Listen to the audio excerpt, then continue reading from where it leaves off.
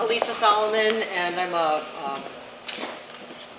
journalist and a theater critic and writer, and it's a pleasure to moderate the conversation that will start here now with Yossi Sakari and Mohammad Bakri, whom you just saw in this beautiful performance. Thank you. I bring my glasses. I don't see anybody. Okay. And then perhaps some other members of the company will join us, and we'll take some questions. So, as you likely know, the play is adapted by Lahav Timur from the novel that is written by Yossi Sakari. And I was hoping we could start by talking a little bit about the background of how the novel came to be. Not your first of my fifth. novels. Yeah, so, but based on material that's been percolating inside you for a long time that draws from your own family experience. So I was hoping you could tell us a little bit about the background of your mother's family and then your own encounter with that history and the neglect of it in the Israeli so-called consensus of history. All right.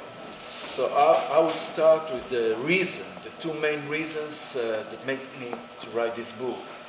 First of all, the first thing took place when I was, I would say, around 9 years old, when my parents came from like a Tripolitan neighborhood to north of Tel Aviv. That in those times, north of Tel Aviv was populated by full of people that came from Europe, Jewish from Europe, and we were like very exceptional there because we came from North Africa. And then one of the Memorial Day of the Holocaust in the class, like they do every other year, they asked me, the teacher say, and she knows that, and she knew that I'm the only person that his family came from North Africa. And while we're speaking about the Holocaust in general, I say to the teacher that my family were in Bergen, Belzen, the Holocaust as well. So she reacts like that. She said that she spoke to me nicely, but she said that I'm inventing the story. That she said that it's in my imagination because the people from North Africa were not in the Holocaust. Only the European Jews, like we call in Israel Ashkenazi, they were in the Holocaust, and the people from North Africa weren't there. No, they were just in Casablanca. That's correct. Like that's our image of the Nazis in North Africa, right?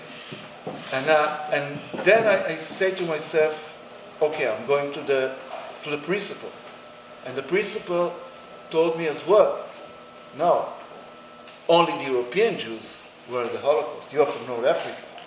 You haven't been there.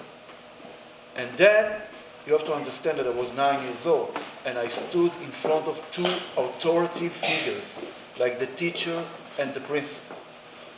And they, like, in my point of view, they belong to the modern world, to the new world. And my mother and my grandmother, while always told me that we were in the Holocaust, and they spoke about the German and things like that, and about all the awful things that took place in Bergen, Belzen, in the Sahara Desert, they looked to me that they are not so much knowing the facts or something like that.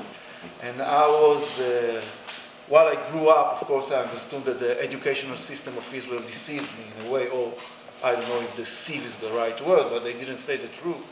And my grandmother and my mother, of course, they totally right in this kind of story. So when I grew up, after I published a couple of books, 4 books actually, this is my 5th one, and I say to myself, now is the time to tell the story, the unspoken Holocaust, even to denial Holocaust, I would say, that don't exist in the public sphere, in the Israeli society. And the second reason why I spoke this, I decided to publish the story is, in 2002 I published a book by the name Emilia and Salt of the Earth that make a lot of noise in the intellectual circles in Israel. And this is about my grandmother. And there is one line there that she, after my grandfather passed away, I say to myself, okay, I don't want my grandmother to stay alone, and then I want her to meet another person from the neighborhood. And then I recognized her, like a person by the name of Appel. He was like from Europe, and they found that they have something in common. Both of them were in the Bergen, Belzen, in the Holocaust. And the book is totally about different ways. It's a very feminist book. It's about a strong woman that confront the patriarchal world and confront all the, I would say, even the Zionism system in a way. And she was like a rebel. But in this line that she was from Bergen, Belzen, and she is like North African Jew. People were amazed, shocked, and confused, and used to say to me, "Really? You were in the Holocaust?"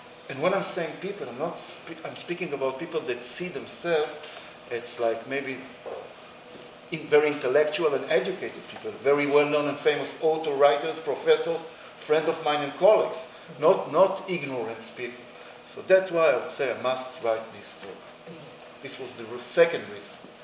And finally, I did it. So, I think we're going to slide the politics immediately. I wonder if you have some ideas about how the denial of that story serves certain Zionist discourse, which I think will enable us to talk a little bit about your experience as well, and how you've also tried to, in your work, bring to the foreground some history that hasn't always been fully recognized. Listen, you have to understand that the Zionism movement established in Europe, as you know, and we came from other places, and they in the historical books of the Israel educational system, our story is absent, is not exist. So, like for instance, if you look about the historian books of the Jewish educational system, you see the story of the East European Jews and the Polish and the German, but you never see the background of. I'm not speaking about not mention the Arabs, right. But when I'm speaking about the Jews, you don't see anything substantial about the Moroccan people, the Iraqi people, the Libyan people, the Turkish people, the Persian people. Like we don't have any history and any background. And you have to understand that while they established the country, because they wrote the history, they considered us as some people that came from inferior culture. And of course, it's sort of distortion. So I can cry, but I started to make things and to write the history that they don't tell. For instance, just to give you an example, my daughter, her mother, she is like Ashkenazi Jewish, and she said to me, my daughter, "Father, how come I only in the school? They only taught me about the history of what happened in Poland and to the Jewish and in other places, in Germany, in Romania, but they don't." I know the history of my mother, that she is Russian, but I don't know anything about your history, that you came from Tripoli or from Libya. So it's sort of distortion that we must fix now, and not to cry, not to make noise about it, but to work. Mm-hmm. And that's what this is my recommendation about it. So you've, I think, had a similar impulse, if I can say. I mean, I know you've made a film about the Nakba, for example, in response to the 50th anniversary of the Israeli state, when the story that was told about that history left out Palestinian experience entirely. And I wonder if you feel a common cause, if the two of you find a common cause here.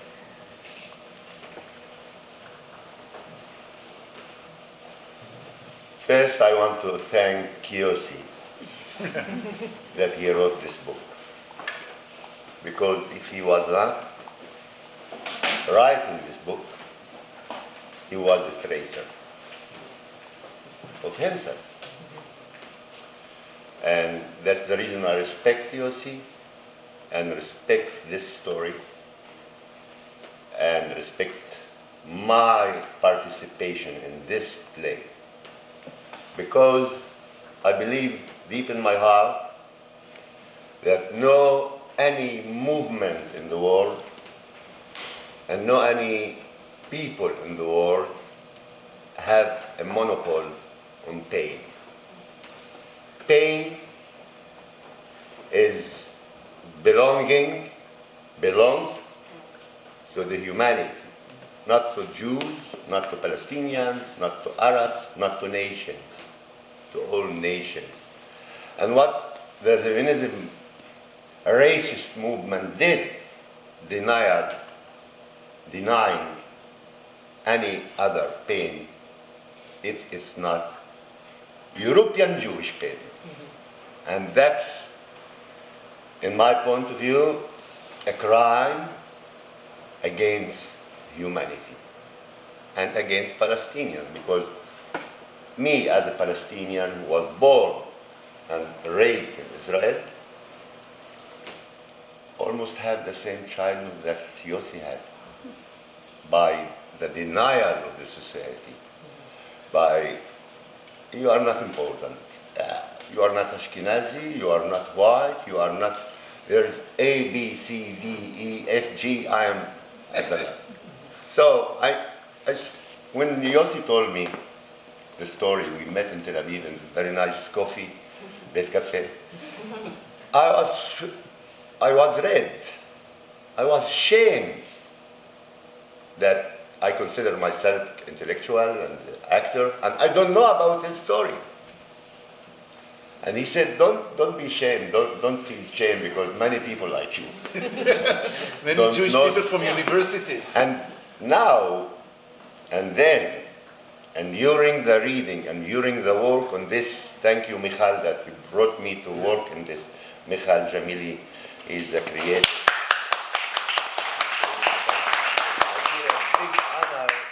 Really big honor to participate in this, because it's so humanic.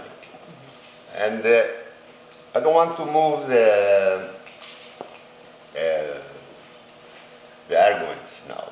I don't want to speak politics, but it's impossible to ignore that. I want all the people in Israel, Jews, and all over the world to know that it's a big honor for me to participate their pain, and they must participate my pain. That's it. Your relationship to this character, where you found connections. This is my father. My father is the same. At home he was like God, behaving like God. I mean, big man, very charismatic, very warm, very clever, and very, very, very other things. And when he was meeting a policeman or an Israeli officer, he became very weak and very like apologizing of his existence. He was apologizing like he apologized. He asked the other to give him space to breathe. And I, as a child, I was very shy to see him like that, because, you know, when we are children, we say to each other, my father is hero more than your father. And this hero, my hero, was zero in the eye of the Israeli that we met. And I want to mention that I raised in a time of the militaristic rule. It was Mimshal Tzvai. And you know what the meaning of militaristic rule. You have no freedom, you have no dignity, you have no pride, and you have, I think, no life. that I got from my father. And when I met Yossi and read the book, I found the same. This is my father. Unbelievable. And that's the reason I say also that nobody has monopoly on pain. Because father is a father, mother is a mother, and child is a child. Never mind who are you. I don't think that the Moroccan woman, a mother loves her children more than the Polish mother. I don't think so. I think every mother loves her children, and it's obviously. So how come you take monopoly on pain and on love and on land and on a country? How come? We are all passengers in this world, no? It's written in the Bible. You're like an Orthodox Jew now. Yeah. Matorah. Yeah, we find the real estate deed in the chapters. So the novel had a really big impact. That's and it's taught now in high school curricula. It's really opened the subject in a way. And I wonder if both of you have thoughts about why it took a literary form, an artistic form, to awaken people. It's, scholars have written about this. There's like a little corner in Yad Vashem. Very little. Yeah, very little. Tiny. Yeah.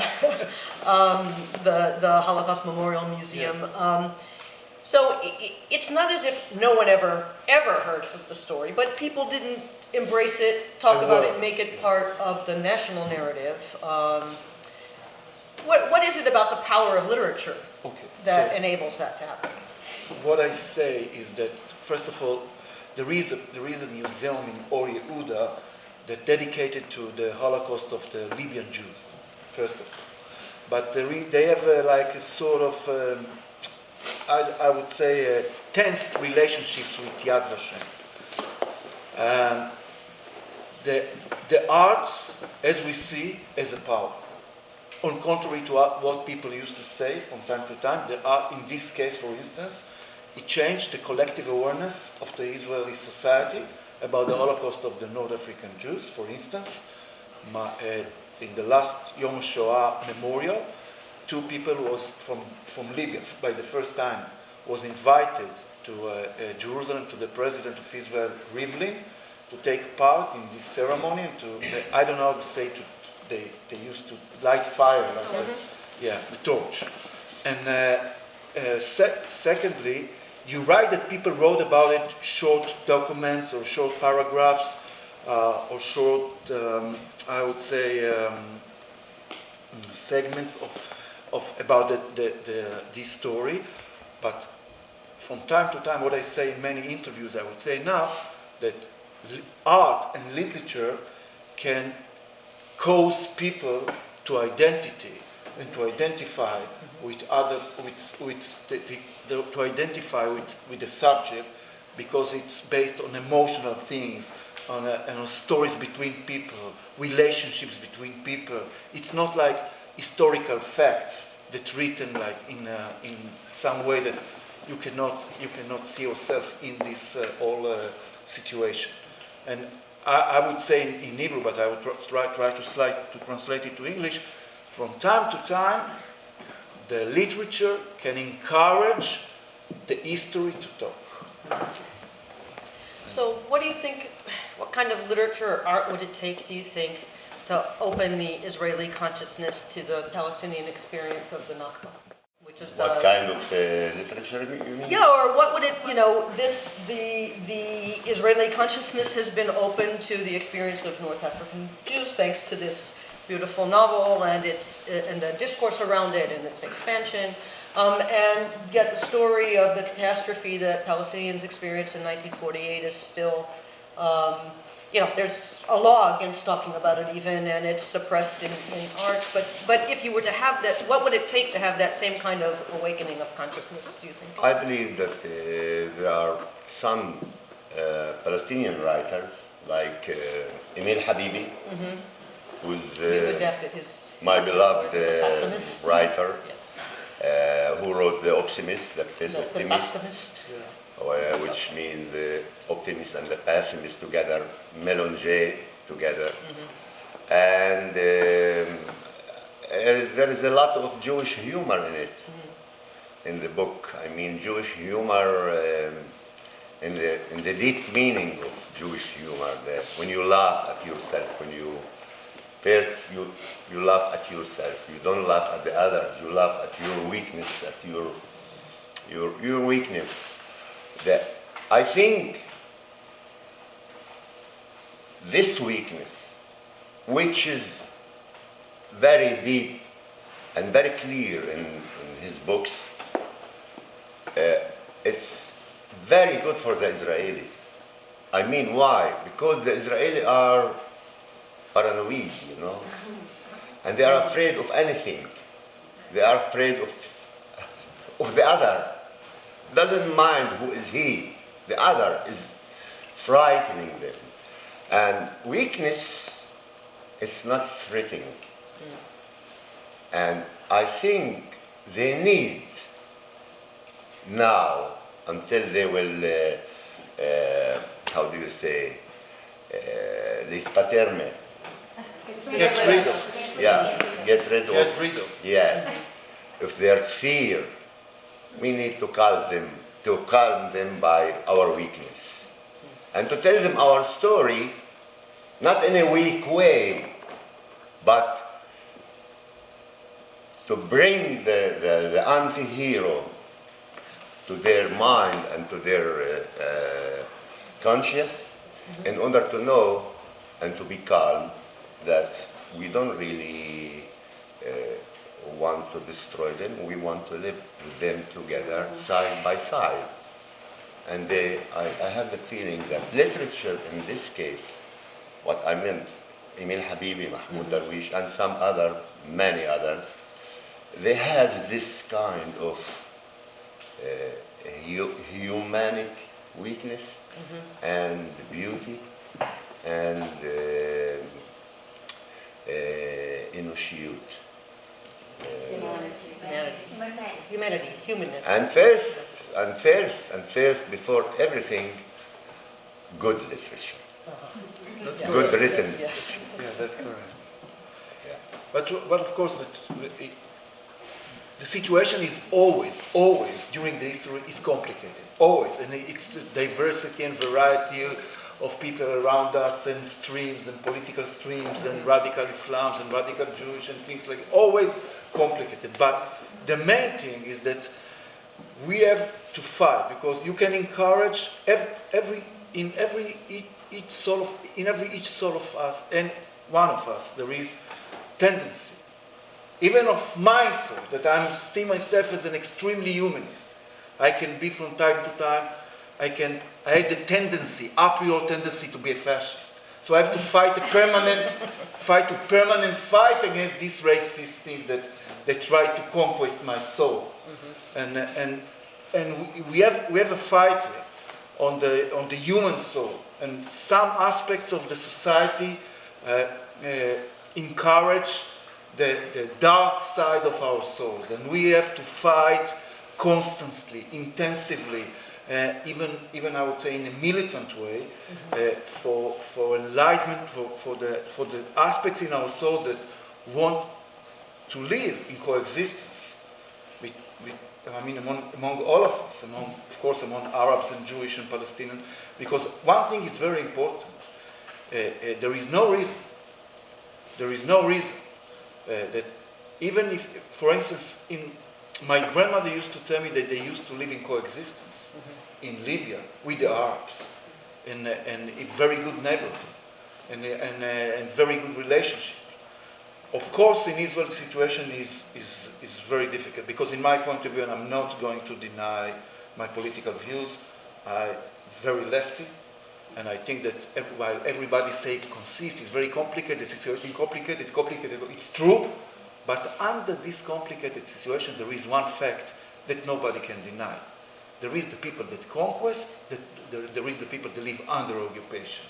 So this thing, we have to always remember, that we need to get rid of the occupation. This is, for instance, and I'm saying it, I know it's not popular in Israel nowadays, but for us, we must do it. Yeah. I think we have to learn a little from you now in this country how to fight some of those inner forces as well. Listen, because the most important implications of the Holocaust is universal implications. It's not the implication that, okay, we are the Jewish who always people, because I lost my family, substantial part of my family in the Holocaust. And I suffer from, and I don't want to hate the German forever. I don't want it. I don't have anything about the new generation of German. I'm going to Germany a lot. And I don't want to live in this kind of feeling. And I don't want to live in hatred. So what I'm saying is that we have to get rid of this kind of fearness, because it's a constant fight about our life. And we cannot live in this fear forever. Did you want to? What? Yossi, I don't feel to talk after what he said now. Let's bring Michal into the conversation if you like, and Mohammad, just let me ask one or two questions about the play itself, and then take your questions. And novel is a much longer work than a 65-minute play. It has a kind of internal reality that's different. The way irony works is very different. It's a very different kind of form. And so I wonder if we could talk a little bit about the challenges of adapting a novel to the stage. But also, let me start with you, just ask you, what do you think is lost when a novel is? What did you gain? Like, what did you learn from the process of the play? From the play. What did you learn from the play? Oh, first of all, you have to understand that I'm not aware of the theater work. Of course, I saw plays, and I know a lot of things about UNESCO or the Romanian theater, or about Shakespeare, of course, or other Samuel Bergen and other great writer. But I'm not aware of this work, because I'm teaching in my daily life. I'm teaching philosophy and literature, and from time to time I'm speaking about films.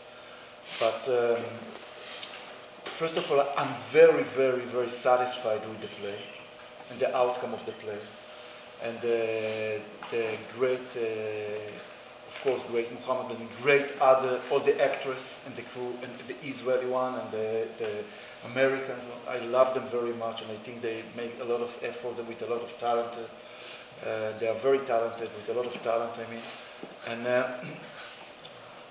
because we have to understand that that literature based on linguistics, on the language, on the layers of the language. You have to be like to control the layer of the language, and you have to write in many ways, and you have to be sophisticated in the way that you write it, and by the same time to be very authentic, and it's totally different world. The theater, it's much more visual, because when I'm writing all my books, I'm writing like I would say, if I have to classify it, I would say it's belong to stream of consciousness. So it's a lot of consciousness, a lot of awareness, a lot of reflections, and a lot of philosophical perceptions, I would say. And when you see a theater, it's very visual. But I for myself, I couldn't be not a director, not an actor, because it's better משוגעים, like, you know. It's a knockout. Because it's a lot of dance. It's a lot of dance to create. So, but I learned that it's amazing that you see it for an author, when you see this kind of thing on a stage, and not the figure that I saw here. It's an amazing feeling for me. It's amazing. I want to thank them again, to Michal, that made everybody to be together. And you have to be psychological, I think, psychology, you know, like deal with this kind. And of course, all the actors are very, very sensitive. And that's it. But I'm amazed, confused, and shocked. Michal, Tell us, you picked, there's this dream imagery in the text that... I would love to join us because you wrote it and you conceived Oh, it. there and you are. I just directed Yes, with please. it. Is the member. And you know beautifully, if not, I'll translate it. I'm sorry. But actually, he wrote the play, he conceived There it. you I are. just co-directed it with him. It's too modest. Okay, great. Hold Yeah. on. How's that Yeah. going? Yeah. So there's a very, I would say there's almost like a surrealistic structure that the play takes, that we are shifting back and forth in time and from inner and outer experience and the association of images. And I wonder if maybe both of you can say something about the dream imagery and how you maybe use that to structure the theatrical experience. I try to talk, but That's what you do. I'll translate it. the most important thing that touching me in the main characters, Silvana, that she never stopped to dream. Never. Even in the worst place. So it takes this power in her soul and makes around this subject the play. I said I want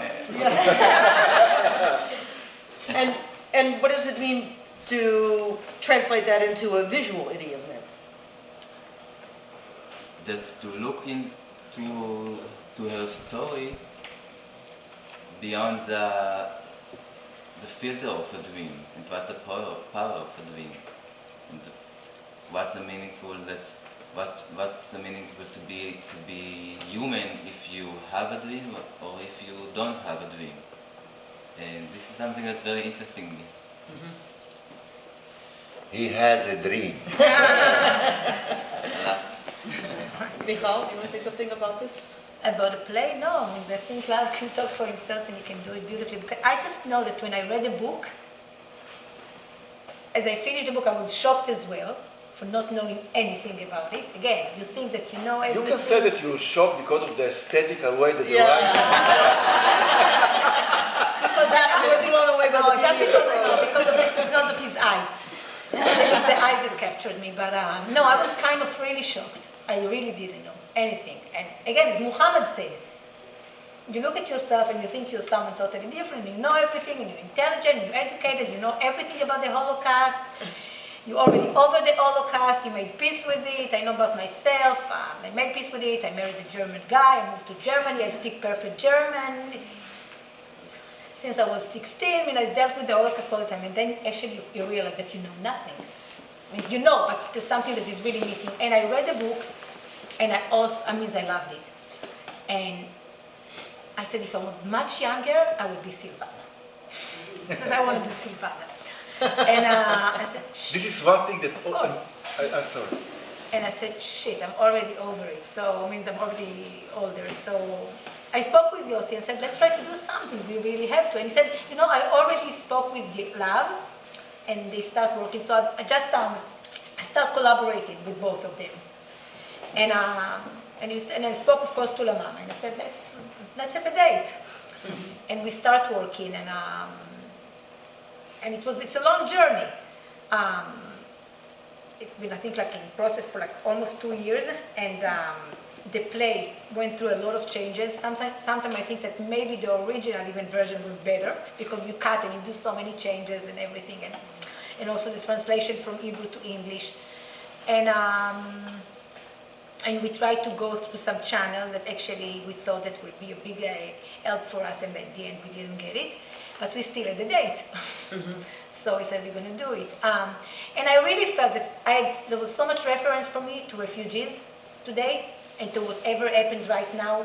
Means I looked at it as something beyond period, beyond the Holocaust, beyond the 39 to 45. It can happen now, it happens now. And that's why when we looked at the play and how to bring it to the stage, we said all the time, it's not going to be a period piece. Nothing to do with a period piece. We try to, sometimes we manage to achieve it, sometimes not, but we will have a multicasting cast, multicultural, It's going to speak few different languages. Yeah, let's pause on that point about the different languages and how they play on our ears on the stage. What that is, I think that was very differently from on the page. Because I said in the book is full of, as I said, of diversity and variety of languages, and I think that it helps to the reader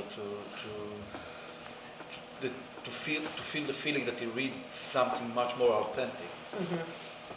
But also, I think the disorientation.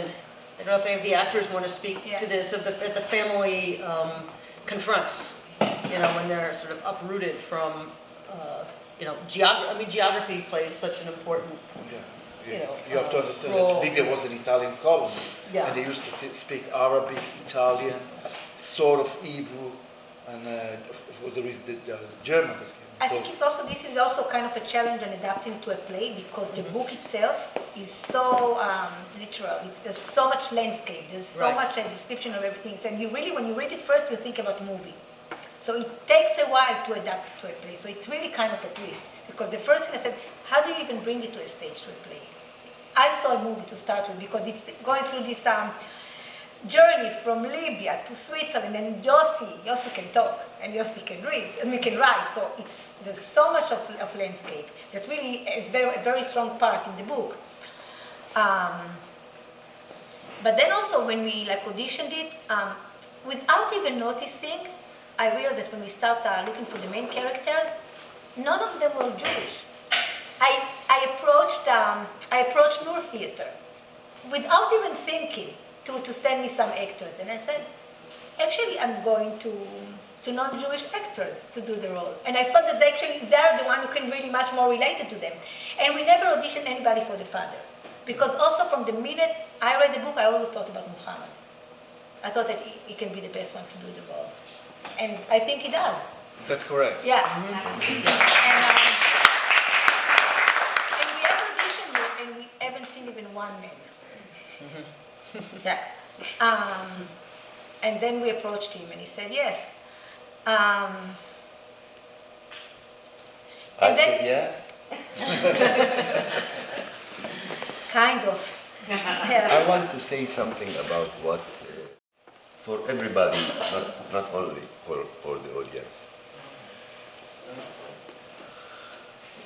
It is very important. A friend of mine, very young actress, wrote in the Facebook a few days ago a sentence that stopped me, like I was astonished. I know it, but sometimes people say something that and even if it's doing something to your mind, to your soul. She wrote, I studied from theater to listen to the other. It's so literature.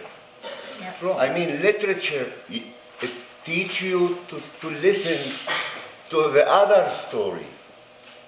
And it's very important to listen, because when you listen, you respect the existence of the other. You hug him. You don't cancel him. You support him. He exists. And when actors look at each other in the play or react to each other, it's giving a lot of strength to the other. It's like, as we studied in theater, you don't need to play the king. You just need that some people look at you as a king. Right. You don't need to do that. So I studied this from listening to the story of Yossi, and I want Yossi and others to study and to listen to my story as a Palestinian, because this is the only way that we can really accept each other, even if it's very, very, very, very, very complicated situation. It's not so complicated. It's not so complicated.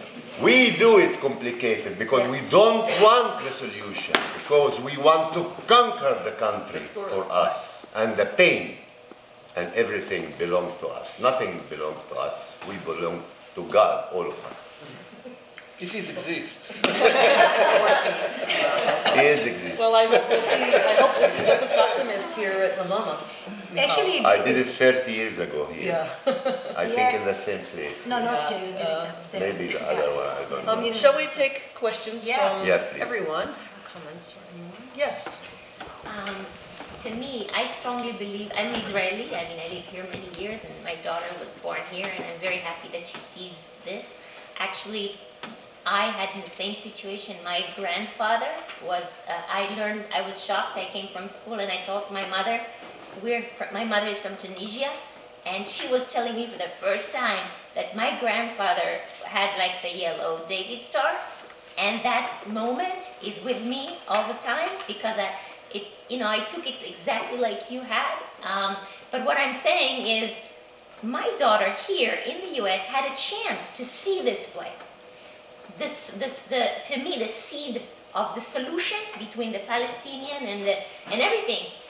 Do the other children, the Palestinian children, the Jewish children, do they have a chance to see this play? Because adults can, yes, like you said, they can get literature, but I think the true solution comes from good education. These children will bring the solution, not the adults. The children will bring it with good education. So how did we reach the education system or any other organization so that children will see it? Very simple. It's not simple, but to me, that's, if we get to the children, we have a chance. Now, of Always course, will change. first of all, I think that you're right. Yeah. But for me, what I'm doing is I'm very happy that I'm invited in every school now because as Elisa just mentioned before, this book is now is integrative part of the educational program in The Israel. curriculum. Yeah, curriculum in the Israel educational system, and now they're going to learn it. But of course, all of us subordinate to political forces, unfortunately. And as we know now, we are not living in time of flexibility and open-minded in those two countries. So it's a constant fight about the awareness of the people, about the collective of about the. I would say that it's. In Israel, I have the feeling recently, at least in Israel, that it's not good time for I would say freedom of speaking. And that's not said So about. it's a fight, and I tell you that I was threatened by people through the telephone like three weeks ago, because they read something about me in the newspaper. And they told me that they will come to my house because of my political views, that I'm Sephardic and I'm ashamed they're there, and things like that. But I say to them, listen, I'm a Mizrahi from a tough neighborhood. I'm not afraid of you. And I have a couple of friends that belong to the mafia, and we are waiting for you with machine guns. So please don't threaten me. I mean, you've had your share of, I don't know if you want to go into that whole story or not. Well, but you've had your share of threats and lawsuits and all kinds of things. I don't want to talk about it now Okay. because it's very dramatic. So We can leave it. I prefer not to talk about it, but I am also from a tough neighborhood and they can come. Okay. That's correct. I wonder if, we have the whole wonderful Yeah. cast sitting Some of here, them, and, for any actor, any job is nice to have, but there's probably something very specific about this play that's meaningful for each of you, and I wonder if you could each tell us about your connection to this, or why it's something you wanted to be part of. No one's going to talk? Okay, I'll say something. My name is Ayelet. I'm actually Israeli. I've lived here for quite a while. For me, my family came from Eastern Europe, so obviously I knew the background and all the stories of how, and my father also escaped. He was 3 years old, I'm dating him now, but he was 3 years old and escaped the Nazis in Denmark and was able to escape to Sweden and grew up there until the end of the war, and then they came back. They were lucky. But we had other family, Poland and Romania, that didn't make it. And so to realize that there is a big part of the Holocaust that is not being spoken about, that there are people that don't even have a place of memorial, like maybe Or Yehuda now, but in Yad Vashem, that's supposed to represent all of them, is not represented in any way, I felt shame, it was shameful. And so the fact that this is now coming out to light, that we actually are able to give everyone the place that they need. And then beyond that, if we go beyond the Holocaust, the fact that all of us here are playing families, and we are Muslims and Jews and Christians, and there was never even once a discussion of who is what. No one cared. It's not important to us, because truly art transcends anything else. And on stage and in the green room, and when we go out to lunch or dinner. No green room here. Well, You're not allowed to have green room here. whatever that color room is. Whatever that closet is. In the back there. She didn't hear us. Okay. We are people, and we love each other, all of us. They're like my daughters. It really feels they could be. I'm sorry to say. If I had them when I was 10. No, really, they could be. And so they feel like my daughters. He feels like my husband. I love him. I don't care about anything other than the fact that we are humans trying to tell a story. And I think if more people just got together in that way, one-on-one, there would be a lot less of the bloodshed and the disagreement and the war between people. It just has been an amazing, it's just amalgamated in a way that's just so easy, I think. I am good husband, huh? Oh my gosh, the best. He cooks, he cleans, does everything. It's been an amazing experience for me in that way, because really there are no walls, there's just people trying to tell a human story, falling in love with each other. And I think we just need more of that, really. And I think we also aim for something much more amorphic. Like if you listen to the music, it's not like music from North Africa, it's not from Europe, it's like More a dream. neutral. Yeah. So directing the show and the image of the show was beyond time and place. So it's more universal Yeah. that way. Yeah. That's correct. And keep on dreaming, as they say. Man muss immer träumen. Huh? Yes, Yeah. Most my image to us. always dream. Yeah. You want to say something? No, She's other shy. cast member? My daughter's shy. Lily? She's a great actress, but she's... Lily, you there are want to wonderful say relations. something? I have something to say. Oh, My name is Lily, and I play Rebecca. And I think that the most interesting and difficult thing about this character, to me, was that she had enough fight in her to want to kill herself for her loved one, but she wouldn't fight for her own life. And I think it's very beautiful and it's very interesting, and it posed a constant question for me of what motivates you to do what you do and what makes you a strong person.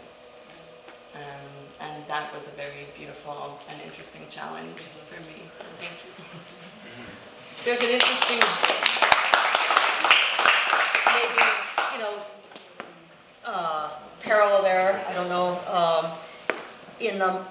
in the reference to Masada, in a mocking way, as it's written, but still, there's a kind of echo, I think, of that very confusing and disturbing choice that story recounts. And she doesn't speak Hebrew. And she just learned it. Yeah. She's not Israeli. she learned so many things, and she says it like she sounds like she's Hi, Bradley. I'd like to actually speak to, for me, what spoke to me. What'd you say? Who are you? Oh, I'm Antoine Hopper. Hi, everyone. What spoke to me really is the movement director up here. Yeah. she's here too.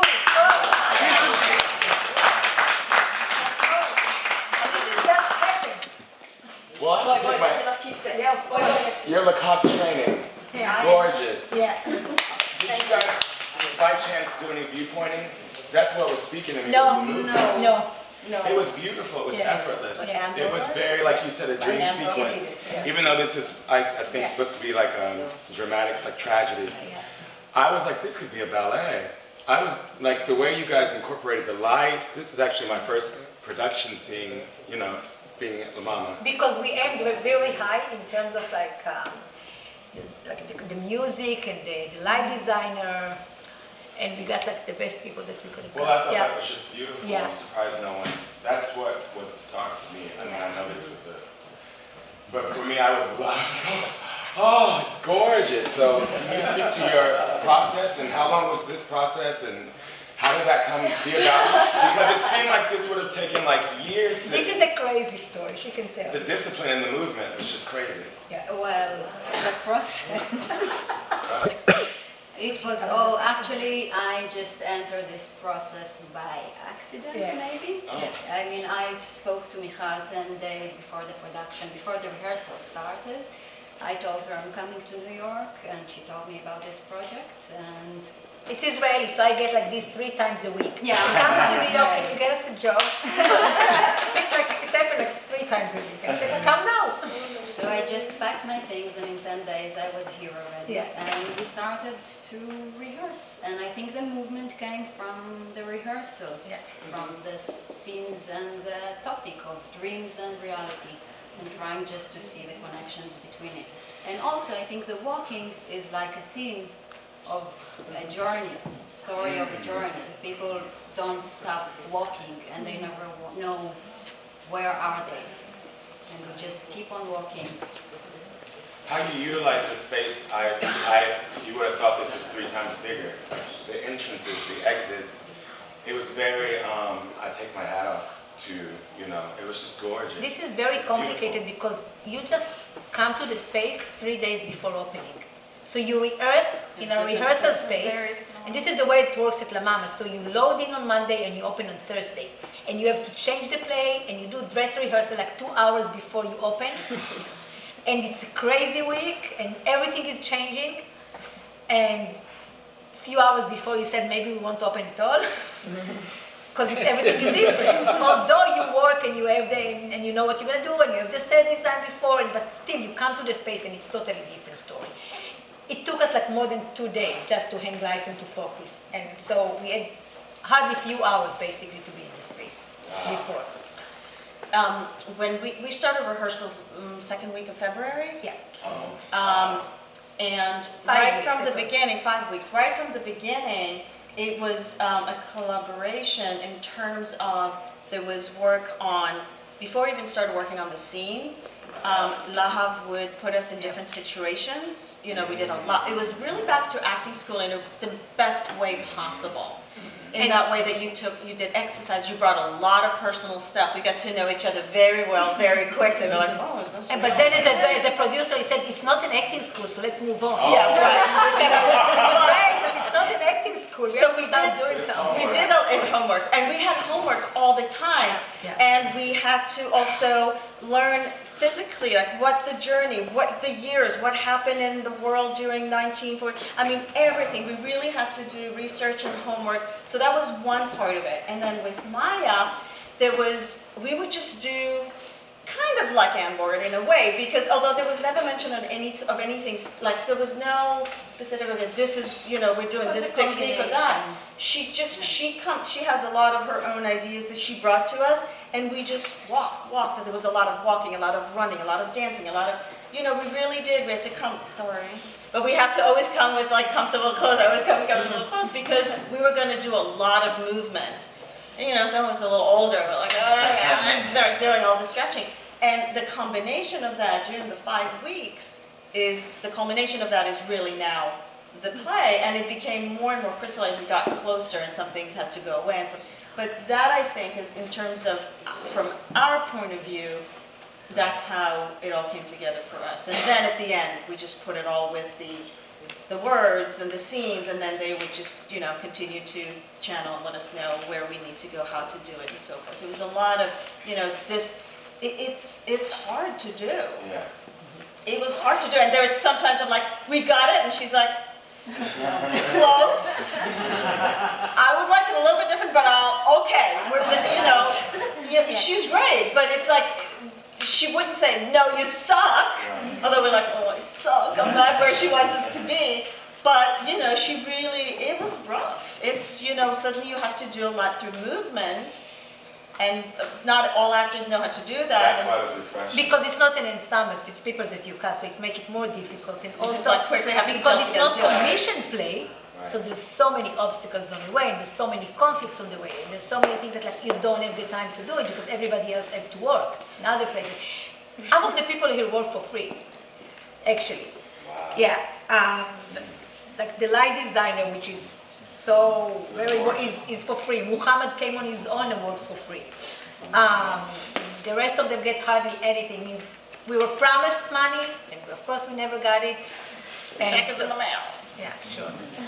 So that's actually add to everything else, to the difficulties and the obstacle on the way of doing this kind of show. So if we had more money and more time.